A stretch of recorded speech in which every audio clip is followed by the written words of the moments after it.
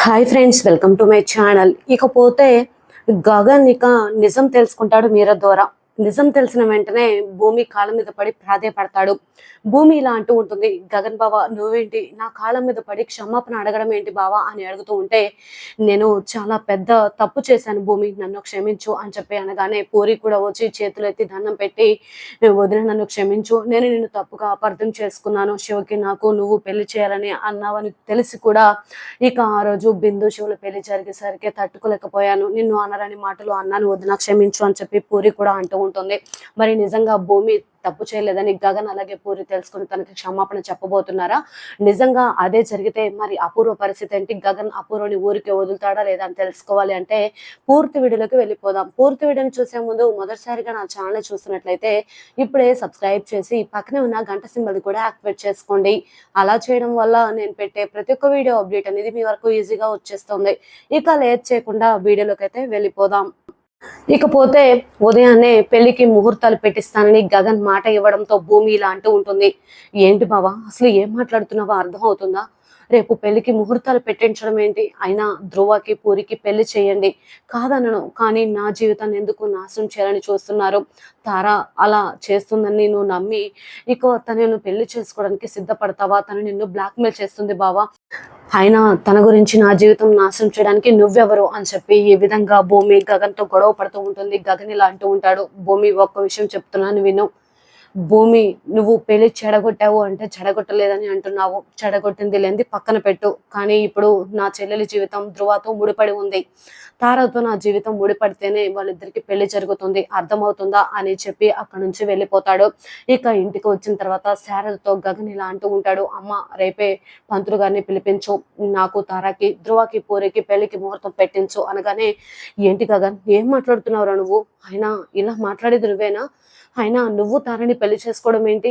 అసలు నాకు అర్థం కావట్లేదు. ఇవాళ కాకపోతే రేపైనా భూమి తప్పు చేయలేదని తెలుసుకొని తనని అర్థం చేసుకుంటావని అనుకుంటున్నాను, కానీ నువ్వు ఇలా మాట్లాడతావని అనుకోవట్లేదు అని ఈ విధంగా అనగానే ఏం మాట్లాడాలో అర్థం కాక గగన్ ఇలా అంటూ ఉంటాడు, అయినా నువ్వు చెప్పేది అసలు ఏమైనా అర్థం ఉందా? నీ చెల్లెలు పెళ్లి చేయడానికి నువ్వు భూమి జీవితం నాశనం చేయడానికి ఏమైనా ఉందా? నువ్వు తారని పెళ్లి చేసుకోవడానికి నేను ఒప్పుకోను గగన్. భూమికి తారకి నక్కకి నాగలోకానికి ఉన్నంత తేడా ఉంది. నువ్వు నా మాట నమ్ముతావని, నా మాట నిజం కాదని అనుకుంటావేమో, కానీ భూమి ఇంటి కోడలుగా లేని పక్షంలో నేను బ్రతకను అని చెప్పి శారద కూడా అంటూ ఉంటుంది. ఇక వెంటనే గగన్ ఇలా అంటూ ఉంటాడు, అమ్మ ఏం మాట్లాడుతున్నావు? అక్కడేమో తార కిరోసిన్ పోసుకొని చనిపోతానని బెదిరిస్తుంది, ఇక్కడ నువ్వేమో ఇలా మాట్లాడుతున్నావు, చెల్లెలేమో ధ్రువ లేకపోతే బ్రతకలేనని అంటుంది, నేనేం చేయాలి నాకేమీ అర్థం కావట్లేదు అని అనగానే వెంటనే ఇలా అంటూ ఉంటుంది శారద, ఏంటి గగన్ నువ్వు మాట్లాడేది అనగానే, అవునమ్మా నేను ఇందాక ఇక ఇంట్లోనే ఉన్నాను కదా, అప్పుడు భూమి వచ్చింది కదా, నేను మాట్లాడుతున్నాను, ఏం మాట్లాడుతున్నాను, ఇక తను ఇక సునందాదేవి మేడం పేపర్ల మీద మా ఫొటోస్ అంటించి ఇక పేపర్స్ ని తీసుకురమ్మన్నారని పాపం ఫొటోస్ కోసమని వచ్చింది. ఈ లోపు తార ఫోన్ చేసింది, ఫోన్ చేసి ఎక్కడున్నారు మీరు, ఆ భూమితోనే ఉన్నారు కదా అని చెప్పి జరిగిందంతా కూడా గగన్ శారదకు చెప్తూ ఉంటాడు. వెంటనే ఇక మీరు ఆ భూమితో ఉన్నప్పుడు నా జీవితం ఎందుకు, నేనెందుకు బ్రతకాలి, మీరు లేని జీవితం నాకొద్దు గగన్ గారు అని చెప్పి తన ప్రాణాలను సైతం తీసుకోవడానికి తన సిద్ధమైందమ్మా.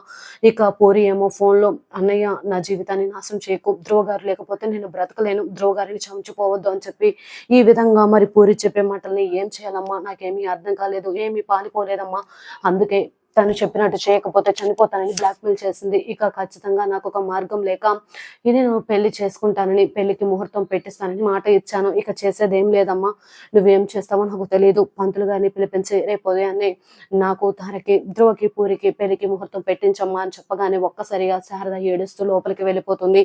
ఏంటిది భగవంతుడా, అసలు ఏం జరుగుతుంది ఇక్కడ? నేనేమో భూమి గగన్ కలవాలని చూస్తున్నాను, గగన్ ఏమో తారతో పెళ్లికి ముహూర్తం పెట్టించమంటున్నాడు, వెంటనే ఈ విషయాన్ని ఆయనతో చెప్పాలి అని చెప్పి వెంటనే కృష్ణప్రసాద్కి ఫోన్ చేస్తుంది శారద.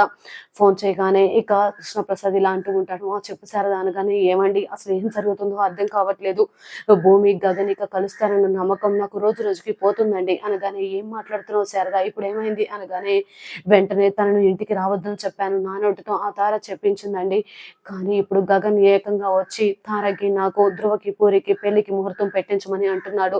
ఏం జరుగుతుందో నాకు అర్థం కావట్లేదండి అనగానే, ఏంటి శారద నువ్వు అనేది నిజమా అనగానే, అవును అని చెప్పేసి అంటూ ఉంటే, మీరు వెంటనే రండి గుడిలో మిమ్మల్ని కలవాలి అని చెప్పి అనగానే, సరే శారద వస్తున్నానని చెప్పేసి వెంటనే కృష్ణప్రసాద్ గుడిలోకి వస్తాడు. శారద అక్కడ నించొని ఉంటుంది. ఇద్దరు కూడా కలుస్తారు. అదంతా కూడా వీడియో తీస్తూ ఉంటుంది మీరా.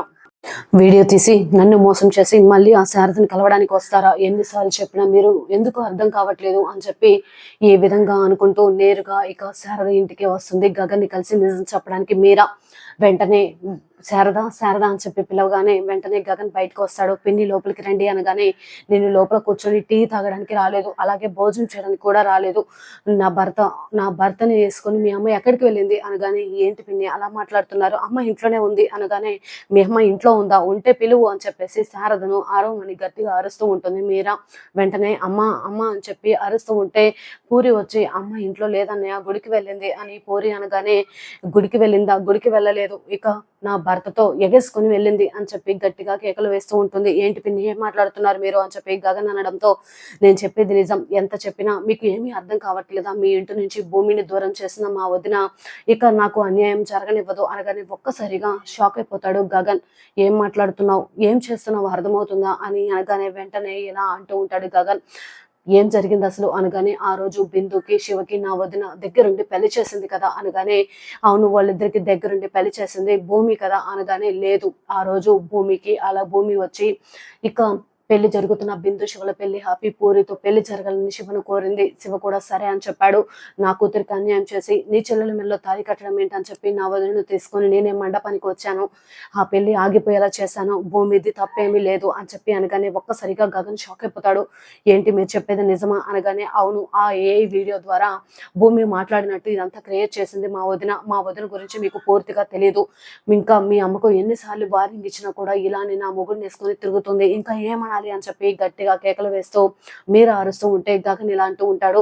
ఏం మాట్లాడుతున్నారు పిన్ని మీరు అంటే, భూమి తప్పు చేయలేదా అనగానే, అవును నా మాట నమ్మినా నమ్మకపోయినా ఇదే నిజం, నీ భార్య భూమి ఏ తప్పు చేయలేదు, తప్పు చేసింది నా వదిన, కావాలనే బిందు శివలకి పెళ్లి చేయడానికి డ్రామా ప్లే చేసింది, ఇందులో నువ్వు భూమి విడిపోవడానికి కావాలని కక్ష కట్టి ఇద్దరిని విడదీసింది, అలాంటి మా వదిన సంగతి మీకు తెలుసు కదా, మీ అమ్మని ఇంకొకసారి నా భర్తను కలిస్తే ఖచ్చితంగా ఏం చేస్తుందో ఇక నీకే తెలుసు అని చెప్పి అక్కడ నుంచి వెళ్ళిపోగానే ఫోన్లో ఉన్న వీడియో ద్వారా భూమి నిజం ఇక తప్పు చేయలేదని తెలుసుకున్న గగన్ గట్టిగా కేకలు వేస్తూ ఏడుస్తూ ఉంటాడు. వెంటనే ఇక భూమిని కలిసి క్షమాపణ చెప్పాలని అనుకుంటూ ఉంటాడు. శారద ఇంటికి రాగానే, అమ్మ భూమి ఏ తప్పు చేయలేదమ్మా, కావాలని నువ్వు ఎన్ని రోజులు చెప్తున్నా నేను తప్పుగా అపార్థం చేసుకున్నాను అని చెప్పి అనగానే పూరి కూడా వచ్చి, ఏంటన్నయ్య నువ్వు చెప్పేది నిజమా అని అడుగుతూ ఉంటే, అవును పూరి భూమి తప్పు చేయలేదు, మనం ఇన్నాళ్ళు భూమిని తప్పుగా అపార్థం చేసుకున్నామని చెప్పి ఇద్దరు కూడా అంటూ ఉంటారు.